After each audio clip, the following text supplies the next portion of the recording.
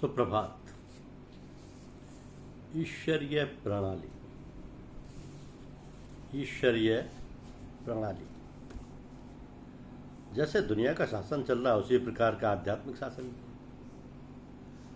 जो संपूर्ण विश्व के प्रत्येक कार्यकलाप की खबर ही नहीं वरन उचित रूप से उसकी व्यवस्था समय समय पर करता रहता है। ये कैसे अनोखी बात लगती है, परंतु एक बार यह है सत्य। यह एक सत्य है। इस संसार में ऋषि मुनि संत महात्मा सदैव होते आए और प्रत्येक क्षेत्र में हमें उनके दर्शन होते हैं और उनके अपने अपने क्षेत्र हैं और उनके ऊपर ये जिम्मेदारी रहती है कि वे अपने क्षेत्र को आध्यात्मिक संचालन द्वारा नियमित करते रहें। ऐसे संतजन परोक्ष रूप में दिन रात अपना कार्य करते रहते हैं और किसी को इसकी खबर भी नहीं होती। कहने का तात्पर्य यह है कि ब्रह्मांड की जो शासन व्यवस्था है उसमें अध्यात्म का बड़ा महत्व है और घर घर में जो अध्यात्म चर्चा होती है उसका मतलब सिर्फ यही है कि हम जो पश्चिमी सभ्यता की ओर जा रहे हैं और अपनी सभ्यता को भूलते जा रहे हैं, कम से कम अपनी आध्यात्मिक संस्कृति और विचारों को शुद्ध रूप में समझें। इससे केवल हमारा ही उत्थान नहीं होगा, प्रत्युत हमारे परिवार का और हमारे देश का भी उत्थान होगा। तो आध्यात्मिक प्रेरणा द्वारा तो बड़े से बड़े कार्य हो सकते हैं।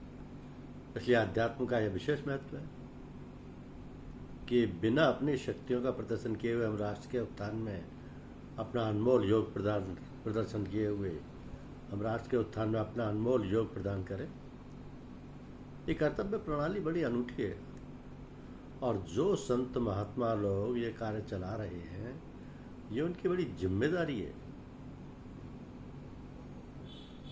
बड़ी जिम्मेदारी है। कैसी अनोखी है ये ईश्वरीय प्रणाली और व्यवस्था। इसलिए लिखा है कि संत महात्माओं से ये पृथ्वी कभी खाली नहीं रही,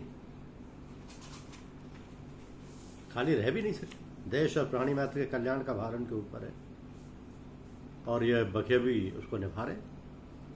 मनुष्य का कर्तव्य केवल इतना ही नहीं कि सुबह उठकर तैयार हुआ, नौकरी पर मौजूद हो गया, घर के खर्चे पूरे कर लिए और सैर सपाटे पर भी हो आए, तत्पश्चात बच्चों की देख रेख जो बन पड़ी कर ली और फिर सो गए। केवल इससे काम नहीं चलता। दुनिया के सब कार्यकलाप करते हुए आध्यात्म क्षेत्र की व्यवस्था की भी हमारी जिम्मेदारी है। इसमें सबका योगदान होना आवश्यक है। तो कैसे होगा ये योगदान? प्राणी मात्र से तथा अध्यात्मवाद से। ये सब विचारों के आदान प्रदान से होगा। विचारों द्वारा अपनी उन्नति, अपने परिवार की उन्नति, अपने देश की उन्नति और पूर्ण विश्व की उन्नति होगी, तभी सबका कल्याण होगा। तो विचारों की दृढ़ता का कितना महत्व है।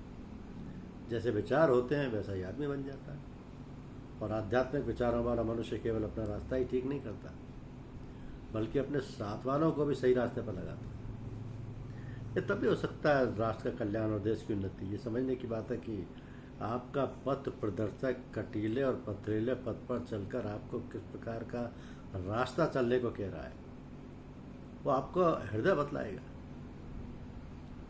फिर उस पथ पर अग्रसर हो जाना आपका कर्तव्य है। प्रत्येक आध्यात्मिक पथ को सब प्रकार के द्वंद्वों को छोड़कर अपने कर्तव्य पर आगे बढ़ते जाना है, क्योंकि समय कम बचा है, रास्ता बहुत तय करना है। ऐसा करने पर ही हम जीवन के अंतिम साध्य को सिद्ध कर पाए।